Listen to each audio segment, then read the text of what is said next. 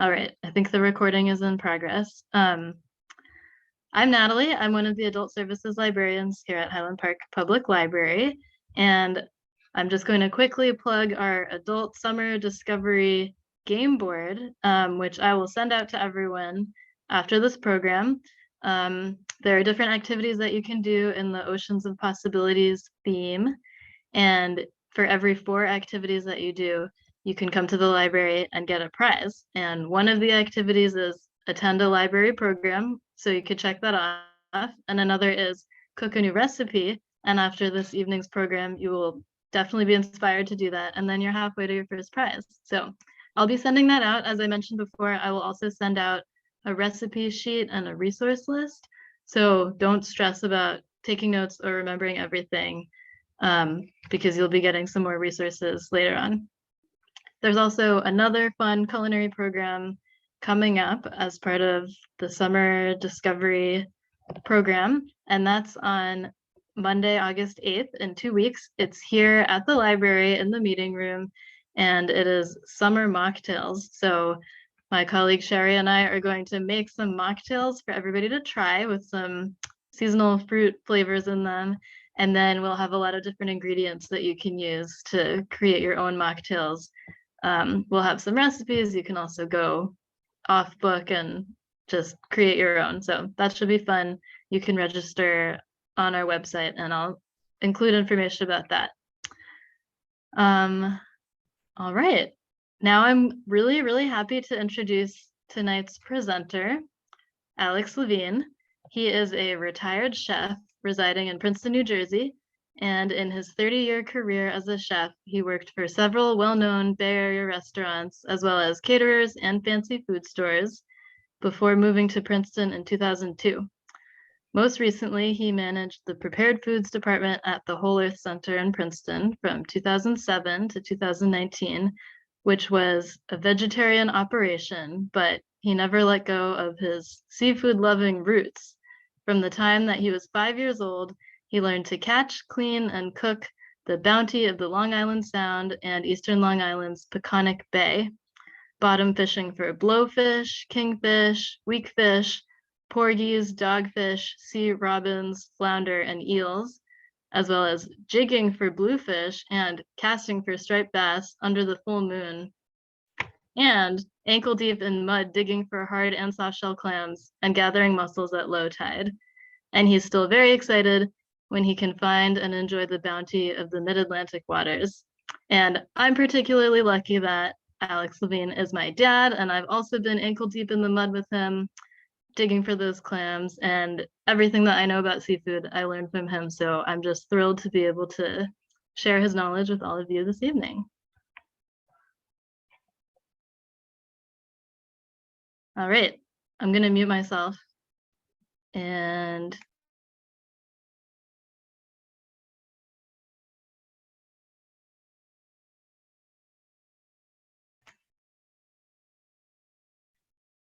go for it. You're good. Okay.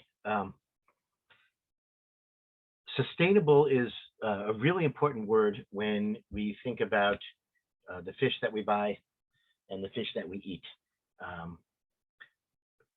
The word is used in lots of settings, but it really means something that if something is sustainable, we mean that it can continue, it can go on.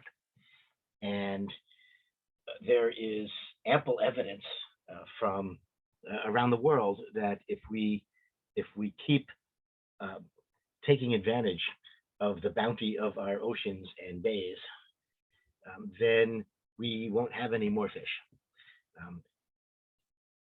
The problem has in some ways been addressed by farming fish, but that may not be a long-term solution. I'm going to briefly go over 3 examples of fish whose exploitation is no longer sustainable. The first is North Atlantic cod. The cod found on the Grand Banks of Newfoundland and Canada. It's well established that Europeans were fishing on the Grand Banks long before the quote discovery unquote of the Western Hemisphere in the late 1400s, there were even there was even colonization that took advantage of the cod to catch it, bring it on shore, dry it, and then bring it back to Europe. This goes all the way back to 1400. I recommend Mark Kurlansky's Page Turner cod from maybe 20 or 25 years ago, maybe 30 years ago, but it's a really terrific book. That fishery began to be fished out because of the sugar plantations that France and Great Britain established in the Caribbean, and they used the dried cod from that fishery to provide enough protein to support, essentially to keep their enslaved workers alive on the sugar plantations. And by 1800, the size of the cod that were being harvested were half of what they used to be, and it has continued to go down since then. And now there are limits on the amount of cod that fishermen are allowed to take from what was once the world's largest fishery. So that's what we talk about when we talk about sustainability. Some other examples, more recently, North Atlantic swordfish from the same fisheries are smaller and smaller from every 2 or 3 year period to the next. They used to be hundreds and hundreds of pounds, up to 1,000 pounds, and now these boats are lucky if they're bringing in fish that weigh 300 pounds. The fishery is on its way out. And the most salient example is from the 1980s and 1990s, and that is that Chilean sea bass. It has nothing to do with bass. It was an ugly, weird, difficult to catch fish on the Pacific coast of South America. That was all the rage back in the 80s and 90s, and it was cheap. And very large fish were being taken, and it got fished almost to extinction in a very short period of time, to the point where 5 or 10 years ago, a lot of chefs, prominent chefs around the country, said, "We're taking this off the menu. We're not going to sell this anymore because we don't want to change the world's ecology." These are the most dramatic examples of sustainability, and examples like this can be cited for just about every wild fish. One of the answers to the sustainability question has been farming fish, aquaculture, and lots and lots and lots of fish that we find in supermarkets, frozen or fresh, are farmed. Virtually, well, let me start with shrimp. 100 years ago, and still in our culture, the idea of the shrimp cocktail is that it is some sort of luxury item, because 100 years ago, even 50 or 60 years ago, was a luxury item, because shrimp were caught wild and were very expensive. In the last 30 or 40 years, shrimp have been farmed around the world. And in order to farm shrimp, entire beaches out 300, 400, or 500 feet or more out from a beach have to be enclosed, and fish are raised in these enclosures. The shrimp are raised in these enclosures, and that eliminates whatever else was living on the bottom of these bays or shorelines where the shrimp were caught. At the same time, wild caught shrimp, which theoretically should be more desirable than farmed shrimp.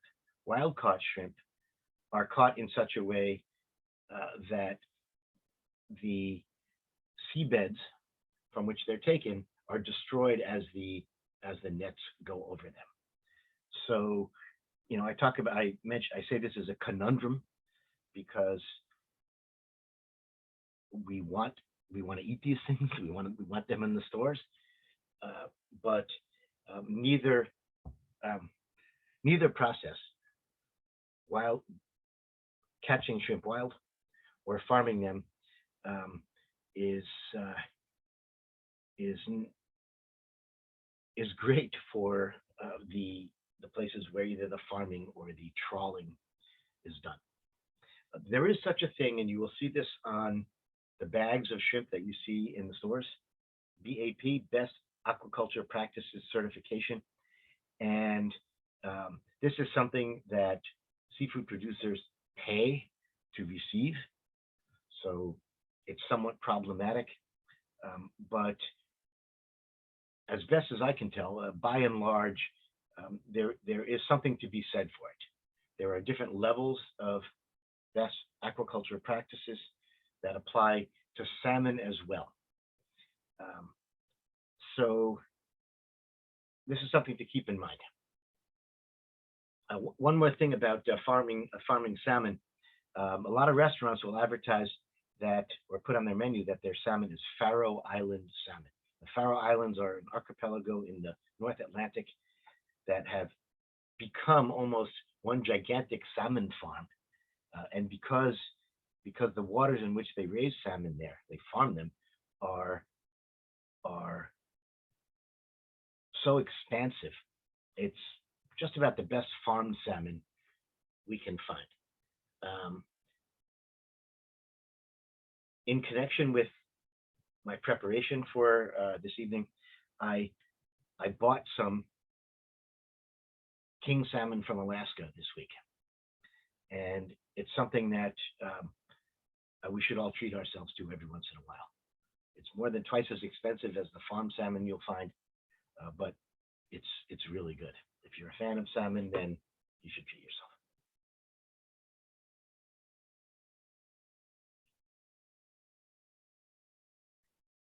Cornell University's project is something that I just found out about when Natalie went to the Highland Park Farmers Market the other day and told me that the people selling fish there have linked up with this organization. It says Long Island local fish, but after all, the Long Island Atlantic Ocean is the same as the New Jersey Atlantic Ocean. And the Long Island bays in between the mainland and the barrier island are no different from Barnegat Bay and our Great Bay. And all of the fish on this chart are fish that you will find around here in New Jersey. And when you find them in the store, I think we should buy them. Bluefish is difficult but delicious. Difficult because it's such a voracious predator that as soon as it's caught, it begins to digest itself. But it's really well handled by the people who harvest it now. Black sea bass is one of the great treasures of New Jersey. Eels from Barnegat Bay are really delicious. They sometimes turn up in our local fish markets. They're fatty, they're fresh, they're fatty, so that you can smoke them or barbecue them. They're really good. Honestly, I can't tell you the difference. I can't tell the difference from one flounder to the next. But I will say that yellowtail flounder is not the same thing as a yellowtail that you find in a sushi restaurant, and that points to another problem that we have with buying fish, is that some fish have several names, and some names apply to any different number of fish. When a porgy, for example, on the left, is called a porgy around here, scup is something that I have seldom heard of, but technically it's a bream, B-R-E-A-M, a bream. There are 15 different things that you will find in stores around the country called blackfish. So finding out exactly what a fish is not the easiest. Is not the easiest thing in the world. Just going across what I see in front of me here, you will from time to time see monkfish fillets here in New Jersey in the stores. When you see them, they're fresh, buy them. And the same thing with skate wings. You won't see striped bass, which is extremely endangered, and they can't be too small or too big if they're caught. You won't see that in stores. If you ever see weak fish, all the way down on the right, in a local fish store, you should definitely buy it because it's going to be fresh here in New Jersey. So these are Long Island fish. They're also New Jersey fish. I thought about titling this evening's talk, "Are you sick of salmon?" and with a question mark, because there's so many more things we can be buying. The last important thing to think about when we think about the sustainability is bycatch, which simply means things that are caught and often die in the process of catching other more desirable commercial fish, whatever the boat is going out for. Juvenile whales and dolphins are often caught in the nets and come up on the boats and may die before the nets are unloaded. Sea turtles are a tremendous victim of the bycatch problem. Birds are often skinned off the surface as big trawling nets are brought up from the bottom of a deep bay or from the ocean. And then there's other fish, and sometimes one species of fish, which is commercially sought after, will find its way into nets which have targeted another species of fish. So that if a boat goes off of the New Jersey coast and is trawling for, let's say, monkfish, and some flounders or fluke, the flatfish, come up with it, the flounders or fluke will simply be discarded, not harvested, not thrown back, simply discarded.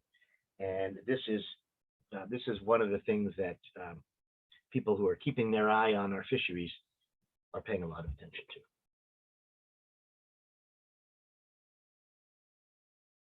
All right, a few years back, Edible Jersey magazine published an article, and they publish the same article every year, as well they should.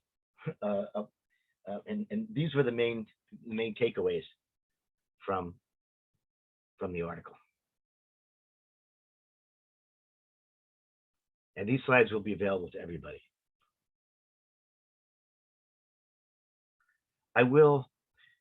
I'll mention one point here.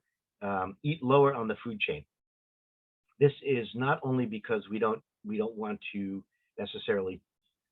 take the apex predators out of our oceans, the bigger fish. Smaller fish reproduce and reach adulthood more easily than larger fish, such as the swordfish.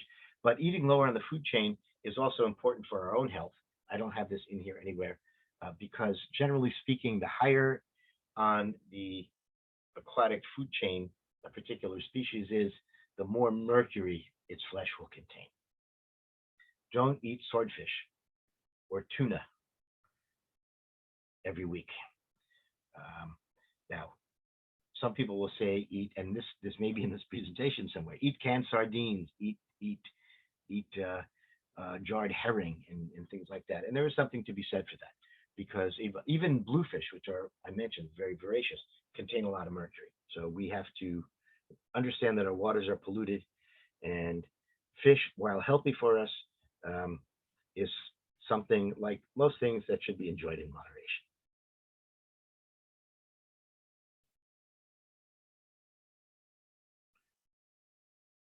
These are things you probably know already. If you're buying whole fish, the first thing to look for is bright eyes. If the eyes are sunken and dull, the fish are not fresh. And ask to see what the gills look like.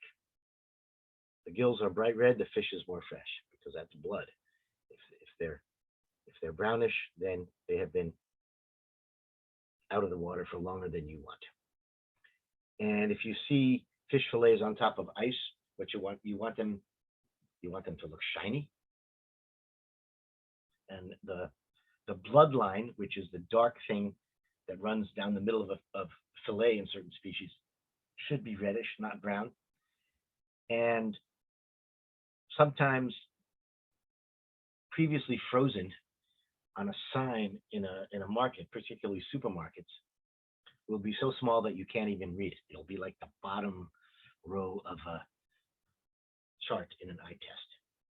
But you can generally tell if fish is defrosted rather than fresh because it will have a spongy look to it. And we know what a nice fresh piece of fish, when it's cooked properly, is like. It flakes apart. And if you look carefully, you can discern that in the fillets that you are selecting in your local fish market. Oh, I have a lot to say about where to shop, and because I've done a lot of shopping in the last week. I've found, and we're all from different parts of the state, and we all have different favorite stores, and we all shop at different places. And I'm gonna just go over this really quickly. I found that Wegmans has a better selection, especially of whole fish, than does Whole Foods. These are the quote upscale supermarkets in our area. I recently found whole porgy, whole black bass, and whole mackerel at Wegmans, and they were all in really good shape. And I ate the mackerel last night, and it was delicious. What you will find at these supermarkets is more frozen fish than fresh fish. And the selection is not great. And also at both of these stores, and you'll find the same thing at ShopRite's counters, you'll say it's a world of salmon and we're just living it. They'll have 4 or 5 different kinds of salmon, whole fillets, fresh from Alaska, Scottish salmon cut into portions, and it's just salmon everywhere. What I hope we're getting out of this evening is that you have options. You don't have to eat salmon.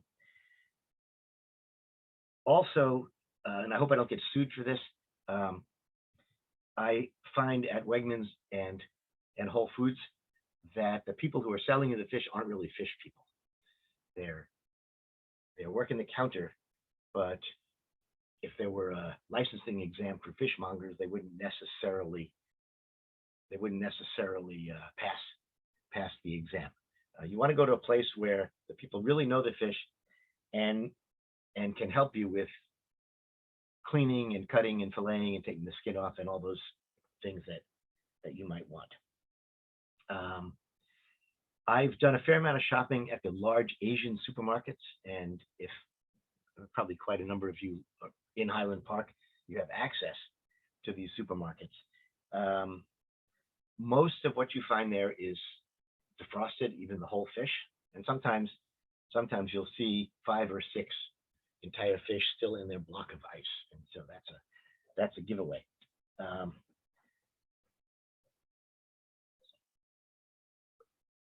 Flounder here in New Jersey will generally be fresh at those places. The flounder fillets, obviously live fish, are reasonably fresh, and here in our country, now we're going away from marine fish, but North Carolina has large and very well-run catfish farms. So I have no problem buying catfish in these Asian supermarkets because they get regular deliveries. Sometimes in the Asian supermarkets, you'll see fresh mackerel, and you'll know it when you see it. Also, you're likely to see wonderful, fresh, local squid at these supermarkets, and it's expensive, and it's messy, but I've always been happy with what I bought in these stores. Here in Princeton, some of you are in Princeton. I like Nassau Street Seafood. They have an excellent selection. It's very expensive, but they keep their fish very fresh, because if it doesn't sell, it goes straight to the restaurant. So they're turning things over. They're turning things over very quickly.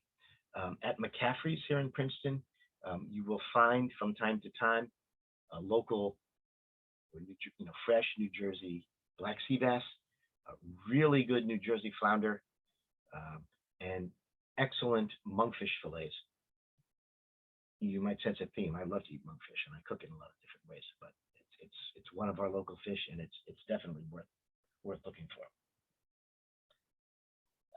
The ShopRite in South Brunswick has a really good selection of shellfish, of local oyster, Delaware Bay oysters, Barnegat Bay oysters, and also really good clams. They seem to sell a lot of them, so I'm very confident when I buy shellfish there.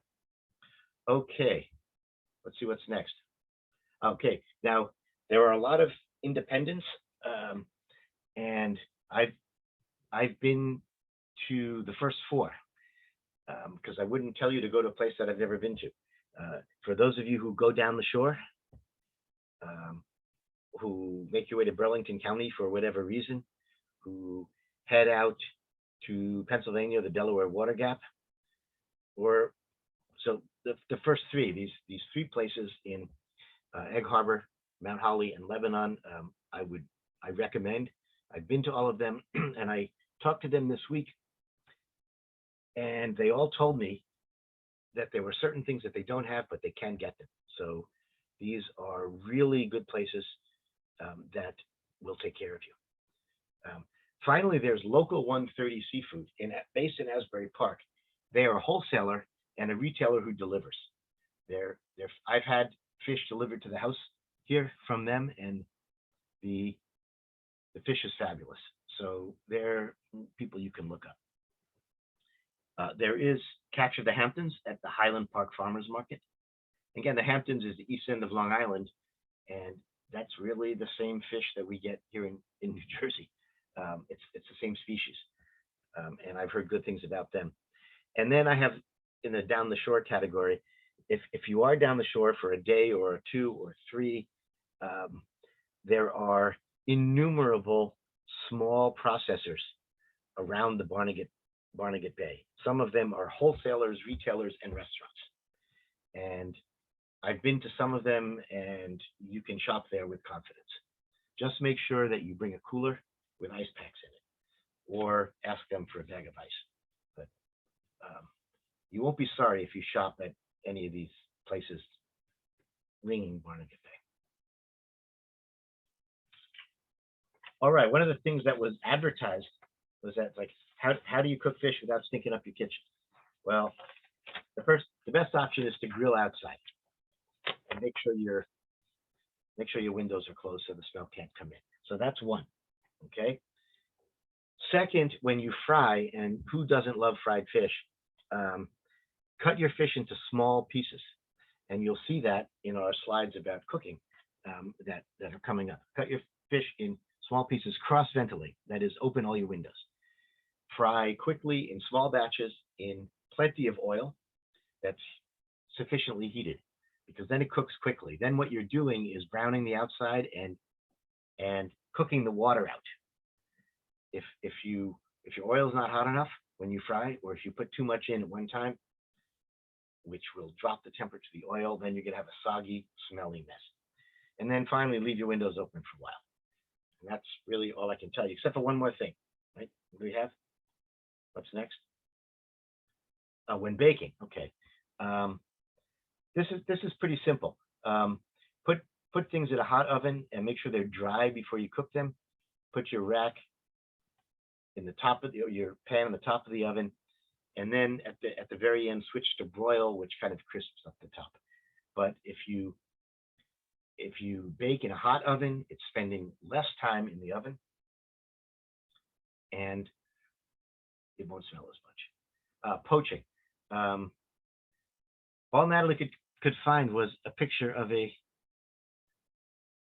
piece of beef in a glass pan. So maybe in 2 or 3 weeks or 4 weeks, if you're happy with what we've been doing tonight, we can do something about cooking meat. But the best way to reduce the smell is to poach your fish in a glass dish covered with foil. And we're going to see that when we get to the recipes. And here's what you don't want to do. Don't saute in an open frying pan, because your drops of hot butter or oil that have been in contact with the fish go flying all over the place. And no matter how good your fan is, sauteing fish is kind of the smelly way to do it. If you want to do that, knock yourselves out. But this is something that I haven't done in the house in a while. Okay, what else? Couple of books. A.J. McLean was a famous writer and angler who in the late 70s published the Encyclopedia of Fish Cookery. It's an incredible book. And it was one of the 4 books that when my father was getting rid of all his books, he wouldn't let me take. He said, no, I have to keep this book. If I got stranded on a desert island, this is a book I'd like to have, thinking that maybe there would be like hot springs where I could cook fish, or the rocks would get hot enough that I could saute fish on the rocks, but I'd want to have that book. And I imagine on a desert island, I'd have a lot of fish. I also recommend the works of Alan Davidson, who was an English diplomat who was posted to Tunisia, and his wife complained to him that she couldn't tell what all these different fish were because they had all these different names. So he started his food writing career with a book on North African or Southern Mediterranean seafood. And he went on from there to Mediterranean seafood, and then he published North Atlantic seafood. This book is hard to find. It is full of technical information, and you, in his books, will get all the different names of all the different fish, great illustrations, and a lot of recipes. So these are my two favorite cookbooks. Recipes. Okay, all of this is going to be available to everyone, so you don't have to write anything down. We've got 5 things going here, and I executed all these things. I made a few notes, and we'll be happy. I'm going to rush through them, and then I'll take questions. I like to eat swordfish. As I said, I don't do it very often. I managed to find nice swordfish steaks at ShopRite.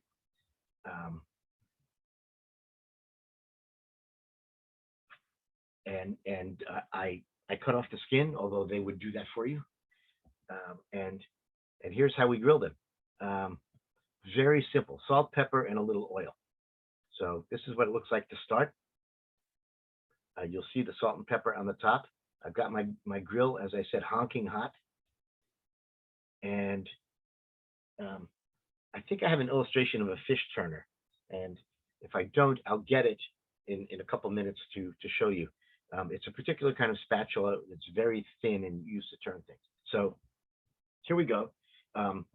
Quadrillage is a French cooking term, and all that means is the grill marks on a piece of meat. So after 3 minutes on the hot grill, you pick it up and turn it 90 degrees and cook it another 3 minutes.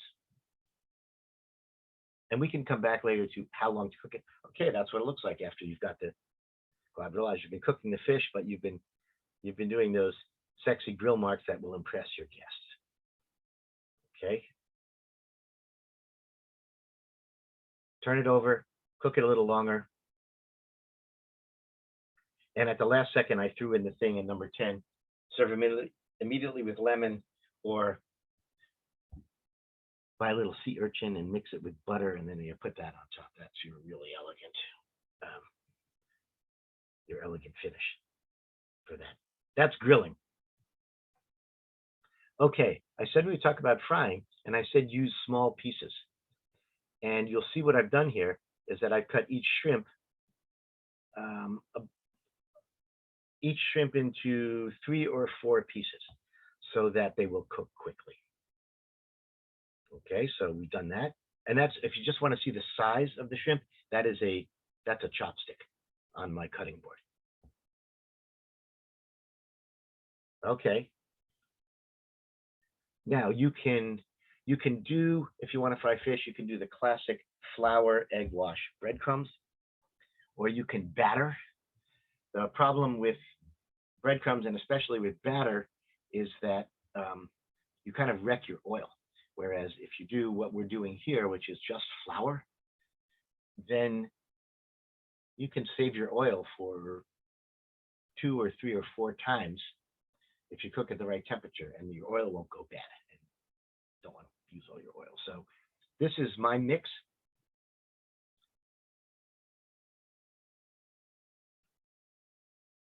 Mixed in a bowl, and then strained. So we see what we have here. We've got my oil in a skillet, and there we go. The thing with the gray handle is what's called a fish turner. It's much better than a big spatula that you'll use for flipping a burger or something like that. And you can see from the handle on that one, I probably picked that up at a garage sale a long time ago. But that's a good tool if you're going to be cooking fish. Okay, so now I've got my oil heated, and to get the temperature right, you'll want a thermometer, not the 20 below 0 to 220 thermometer that you use for sticking into meat or something like that, but you'll want one that goes up to 350 or 400. Some people call it not a glass candy thermometer, but a metal thermometer that will take you all the way up to 350 or 400. It's a good thing to have to make sure your oil is hot enough. And if you think you're going to be doing a lot of this, then invest in, and you can find them online at restaurant supply stores, invest in an infrared thermometer that you can just point at the surface of your oil. So, okay, my oil is hot enough. I've dropped my pieces of fish in there. I wish we had the AV thing so you could hear it sizzling, but all you got to do is, all you can do now is look at it. And that's it. And then, as I say, try not to eat what you've cooked before you share it with your guests. And just keep going, one batch after another. Don't overfill your pan. Okay, that's frying. I like bluefish. Not everybody likes bluefish because it has a strong flavor. But as I said before, it's well taken care of in the boat now. It's not allowed to come up on the boat and then digest itself, which it would do. It's eviscerated on the boats and has great flavor. Very simple recipe. And so this is a piece that's about 1/3 of a pound. I like to find thicker fillets if I can. And this is a table knife to the right of it, so you can see roughly what the size is. Okay, next slide. And that's what it looks like after it's cooked and broiled. And then we may have one more. I've removed the bloodline. It wasn't as fresh as I would have liked it. The bloodline was more brown than red. Swordfish will have a bloodline. Bluefish will have a bloodline.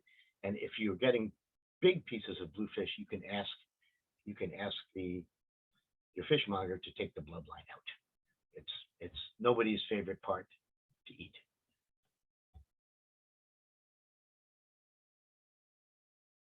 Okay, what do we got here?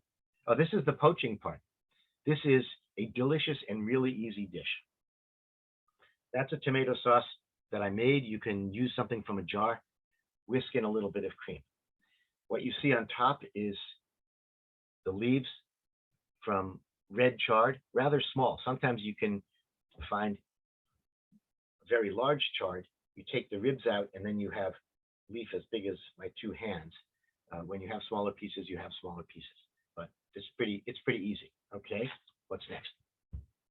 Okay, then I've wrapped up the cod fillets, a little salt and pepper, wrap them up in the chard, put a little bit of the sauce in the bottom of the baking dish, cover it with foil and cook it for 12 to 15 minutes. Very elegant. It's a wow, and it's really easy. Okay. This is our seafood stew. 2 out of the seafoods are in New Jersey.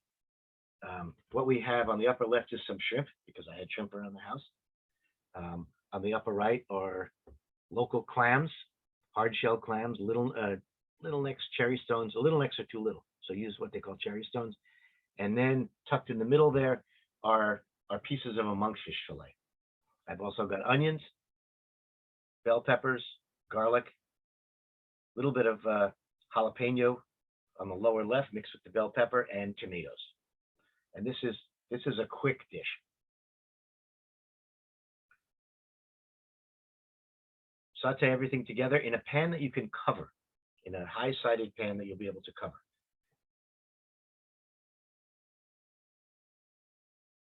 After the vegetables are soft, add the tomatoes. Keep it moving and it'll come together. Then you throw in all the fish and the clams and cover it and simmer it for 10 minutes. The fish will cook, the clams will open, and you've got a seafood stew. Serve it over rice, serve it over pasta, serve it with bread. It's really easy.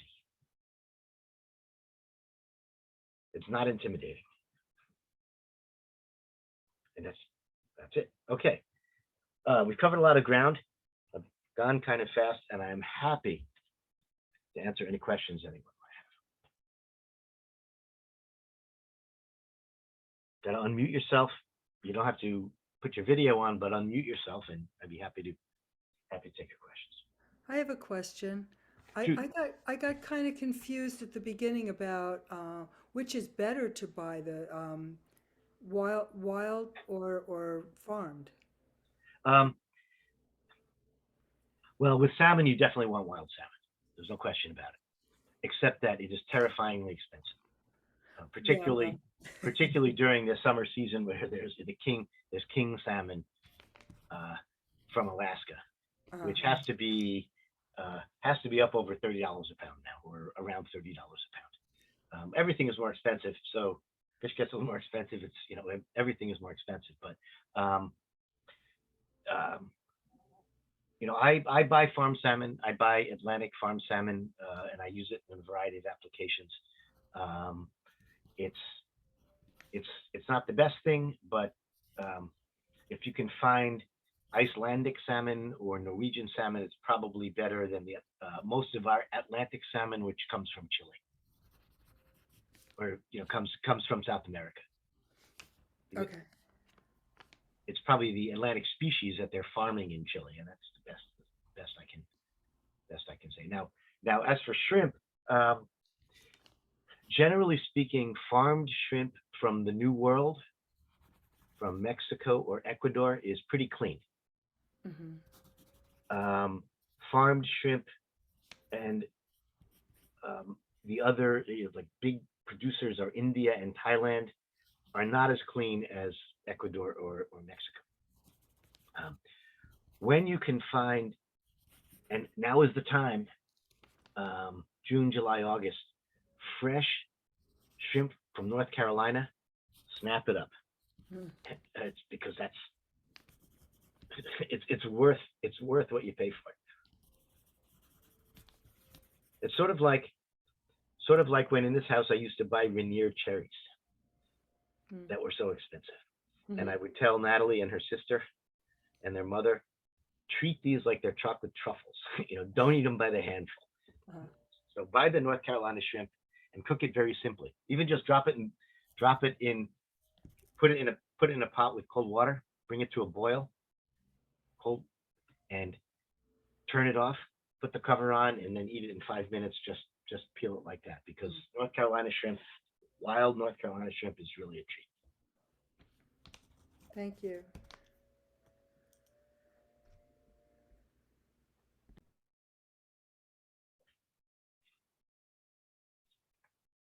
Anybody else? Or have I covered everything? Hi, I have a question. I'm trying to expand my palate because I didn't eat a lot of fish growing up, so I'm not very used to a very fishy flavor. Do you have recommendations for, I mean, it sounds weird to say less fishy fish, but like beginner fish, I guess? Sure. Now, I would say I'm going to tell you something, and then I'm going to like walk it back. Generally, freshwater fish is less fishy. Freshwater fish is less fishy than saltwater fish, but freshwater fish is kind of hard to find, and you know, in the last 15 or 20 years, tilapia has become all the rage, but tilapia is farmed in dirty farms, and particularly imported tilapia. So I wouldn't recommend use that. Flounder fillets or sole. Now in all our stores, we're getting New Jersey flounder. Flounder is a good starter fish. Fresh cod is really good and is not terribly fishy. Salmon is a completely different flavor. I like it. And finally, I recommend that you try swordfish because if it's reasonably fresh, it's not really fishy, and it also has a really interesting steaky texture. It won't flake. It has a chewiness to it, and if you buy a swordfish steak and grill it just as I illustrated here, I think you'll like it. It's meaty. So I think you would like it. That's kind of where I would start. Avoid the more fatty fishes like bluefish or mackerel if you're just starting to dip your toe into it. We have a question in the chat. When baking fish or poaching in the oven, how can you tell when it's done?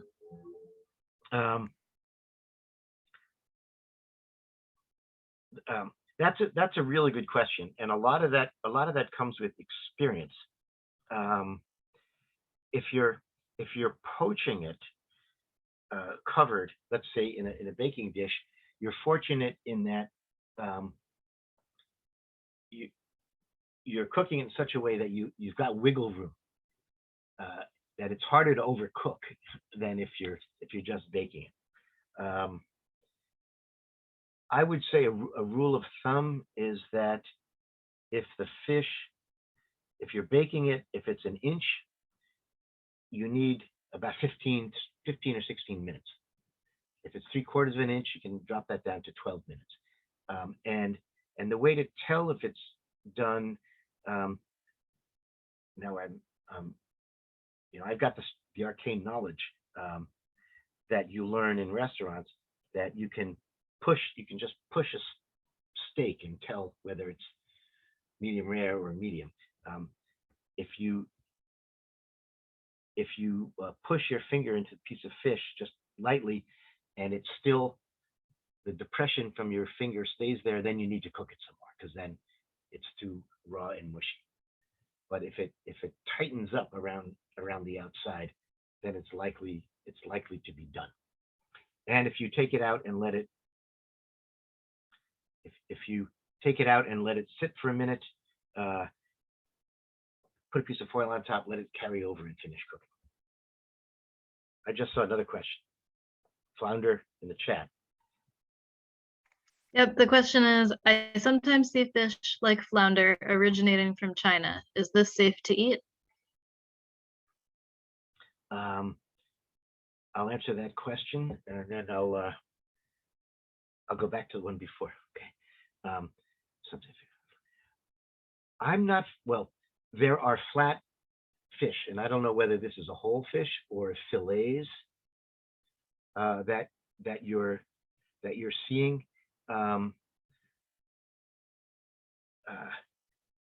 I will say this.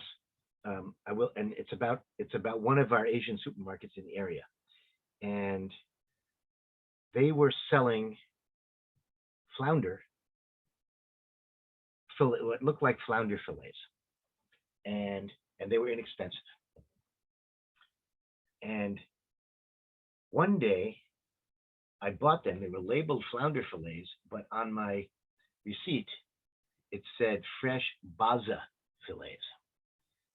So I went to them and asked what was going on, and I finally got to the bottom of it. And they had been selling baza fillets for quite some time and labeling them as flounder fillets, selling them at the price of baza fillets. And I couldn't believe I was buying flounder that cheap. But they were baza. Now, baza is it's a Chinese and Asian indigenous catfish species that is not long and cylindrical like most of the catfish we see, but is more sort of vertical. So it's not a flat fish, a horizontal fish like a flounder or a fluke. So maybe that's what you see, because your question says fish like flounder, and there's no question that these baza fillets look like flounder fillets, but they probably won't have the same flavor. Maybe that's what you're seeing. But whether it's safe to eat, I can't say. Baza, if it is baza, it's not the cleanest fish in the world, as farmed fish goes. I think that if you see them, next time you see them, ask what kind of fish they are, because fish like flounder is a little non-specific, and it would be interesting to see how they're labeled. I hope that helps.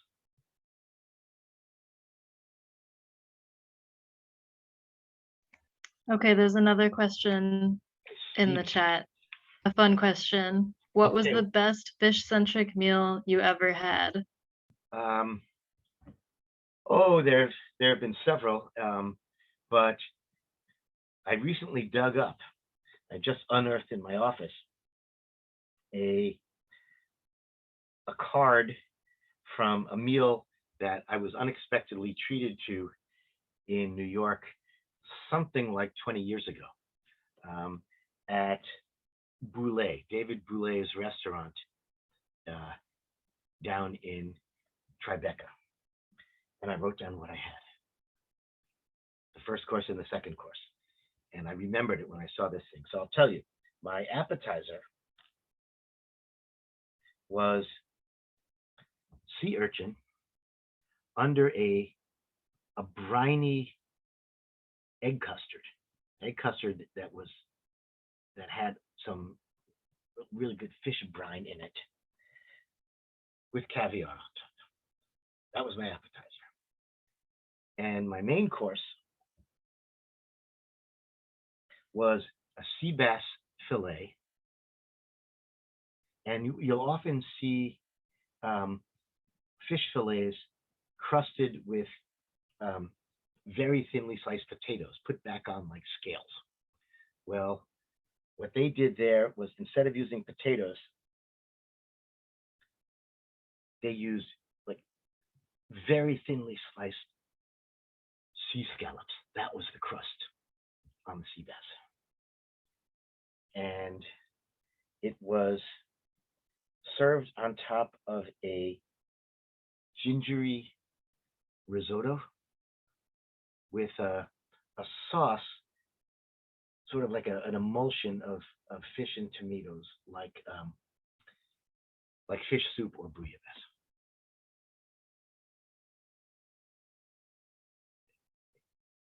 Maybe that wasn't the best, but I can't think of any better. So it was at least tied for the best. Okay, and you can tell from my description of those dishes how much I enjoy eating fish. So I think we have time for one more question if anybody has another question.